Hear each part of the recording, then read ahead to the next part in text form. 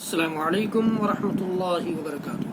بسم اللہ، الحمدللہ والصلاة والسلام علی رسول اللہ ومن تبعہ ووالا وبعد۔ محترم ناظرین و سامعین، اسلامی بھائیوں، دوستوں، عزیزوں، ماؤں اور بہنوں، ایک نیا سلسلہ میں آپ کے لیے شروع کرنا چاہتا ہوں، جس میں ہم اور آپ جانیں گے، سیکھیں گے ان صورتوں اور ان آیتوں کا ترجمہ جانیں گے، ان صورتوں اور آیتوں کی چھوٹی موٹی اہم تفسیروں کو جانیں گے جو صورتیں ہم نمازوں میں تلاوت کرتے ہیں، نمازوں میں پڑھتے ہیں۔ میرے ذہن میں یہ بات آئی کہ اگر ہم اپنی نمازوں میں پڑھی جانے والی صورتوں اور آیتوں اور قرأت کا مفہوم سمجھنے لگ جائیں تو یقین جانیے کہ ہماری نمازوں میں خلوص للہیت اور خشوع و خضوع زیادہ پیدا ہو پائے۔ اس لیے میں نے یہ سلسلہ شروع کرنے کا ارادہ کیا ہے، جو قرآن سیکھنے کا سے متعلق اس کی کوئی ہیڈنگ ہوگی اور کوئی سیریز ہوگا، جس میں ہم جانیں گے کہ سورہ فاتحہ مثلا ہم نے پڑھا الحمدللہ رب العالمین، تو ہم الحمدللہ رب العالمین پڑھ کر کے کیا کہنا چاہ رہے ہیں۔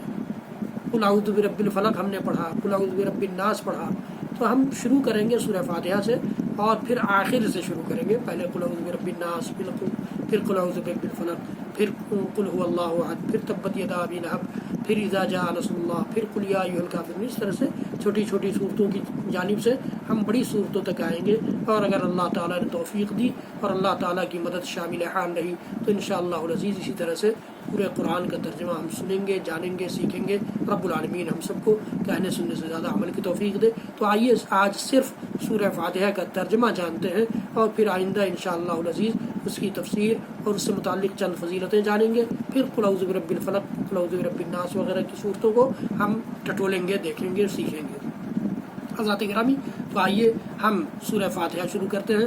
بسم اللہ الرحمن الرحیم، یا اعوذ باللہ من الشیطان الرجیم۔ تو ہر قرآن پڑھنے کے وقت جب ہم قرآن پڑھنا شروع کریں تو اعوذ باللہ من الشیطان الرجیم پڑھنا چاہیے۔ اللہ تعالیٰ کا ارشاد گرامی ہے، فَإِذَا قَرَأْتَ الْقُرْآنَ فَاسْتَعِذْ بِاللَّهِ مِنَ الشَّيْطَانِ الرَّجِيمِ۔ جب تم قرآن پڑھنا شروع کرو تو اللہ کی پناہ میں آ جاؤ شیطان رجیم کی جانب سے۔ اسی لیے اعوذ باللہ من الشیطان الرجیم قرآن شروع کرتے وقت پڑھنا چاہیے۔ اور نماز میں جب ہم سورہ فاتحہ شروع کرتے ہیں تو سورہ فاتحہ کا حصہ ہے بسم اللہ الرحمن الرحیم، وہاں سے شروع کرتے ہیں۔ بسم اللہ الرحمن الرحیم جو ہر مسلمان پڑھتا ہے، ہر موقع سے پڑھتا ہے، جس کا مطلب ہے شروع اللہ کے نام سے، جو بڑا مہربان نہایت رحم کرنے والا ہے، اس اللہ کے نام سے شروع کرتا ہے انسان مسلمان جو بڑا مہربان نہایت رحم کرنے والا ہے۔ تو بسم اللہ الرحمن الرحیم کا مطلب یہ ہوا کہ شروع اس اللہ کے نام سے، یا میں شروع کرتا ہوں اس اللہ کے نام سے جو بڑا مہربان نہایت رحم والا ہے۔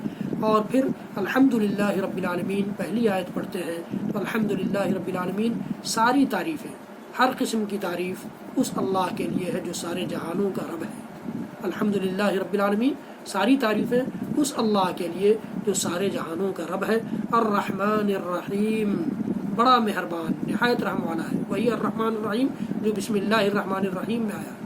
بسم اللہ الرحمن الرحیم، وہی الرحمن الرحیم یہاں بھی ہے، بڑا مہربان نہایت رحم والا۔ تو الرحمن جہاں بھی آئے گا بڑا مہربان، قرآن میں جہاں بھی آئے گا بڑا مہربان معنی رکھے گا۔ رحیم جہاں بھی آئے گا بہت رحم کرنے والا معنی ہوگا۔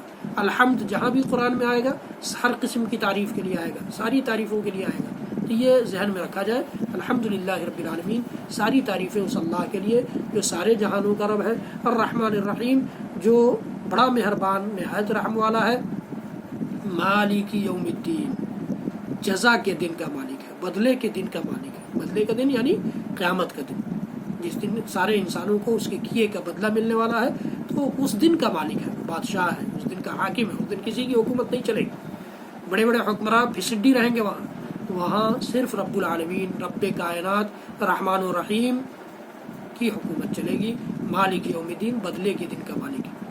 ایاک نعبد و ایاک نستعین، اس میں بندہ جو قرأت کر رہا ہے نماز میں وہ کہتا ہے کہ رب العالمین ہم تیری ہی عبادت کرتے ہیں اور تجھی سے مدد چاہتے ہیں، ہم تیری ہی عبادت کرتے ہیں، تجھی سے مدد چاہتے ہیں۔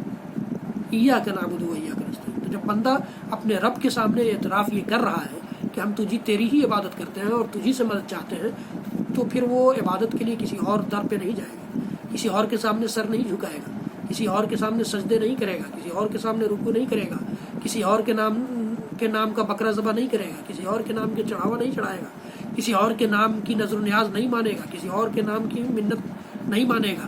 یہ بندہ اعتراف کرتا ہے کہ ایاک نعبد و ایاک نستعین، ہم تیری ہی عبادت کرتے ہیں اور تجھی سے مدد چاہتے ہیں۔ اہدنا الصراط المستقیم۔ پہلے بندہ اللہ رب العالمین کی تعریفیں کرتا ہے، اس کی ثنا بیان کرتا ہے، اس کی صفات بیان کرتا ہے، اور پھر اپنی بندگی کا اقرار کرتا ہے، اور پھر دعا کرتا ہے کہ رب العالمین ہماری رہنمائی فرما دے سیدھی راہ کی جانب، سیدھی راہ کی جانب رہنمائی فرما دے، جو اس دنیا میں بھی کامیابی کا نسخہ ہے اور آخرت میں بھی کامیابی کا نسخہ ہے، اسی راہ پر چلا دے۔ اہدنا الصراط المستقیم، ہماری رہنمائی فرما سیدھی راہ کی طرف، صراط مستقیم کی طرف۔ صراط الذین انعمت علیہم، ان لوگوں کی راہ، سیدھی راہ کون راہ ہے؟ ان لوگوں کی راہ جن پر تو نے انعام کیا ہے، یعنی صراط مستقیم پر جو لوگ چلا کیے ہیں، سیدھی راہ جن لوگوں نے اختیار کیا ہے، ان پر تیرا انعام ہوا کیا ہے۔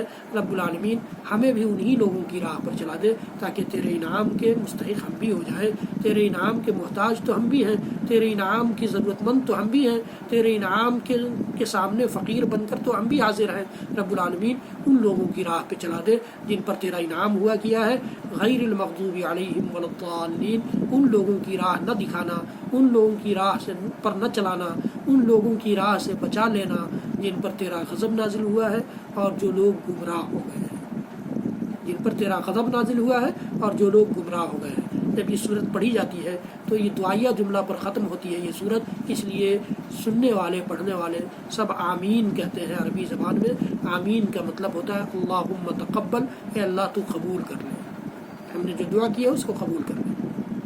تو اس طرح سے ہم نے سورہ فاتحہ کا سلیس ترجمہ جانا۔ انشاءاللہ العزیز سورہ فاتحہ سے متعلق کچھ اور چند باتیں ہم اگلے ویڈیو میں جانیں گے۔ رب العالمین ہم سب کو کہنے سننے سے زیادہ عمل کی توفیق دے۔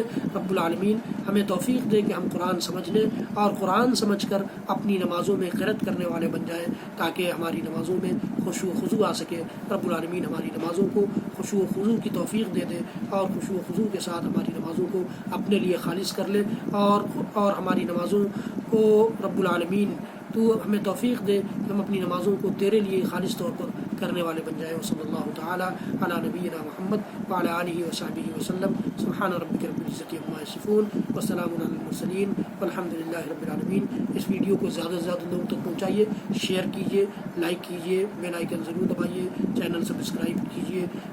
السلام علیکم ورحمۃ اللہ وبرکاتہ۔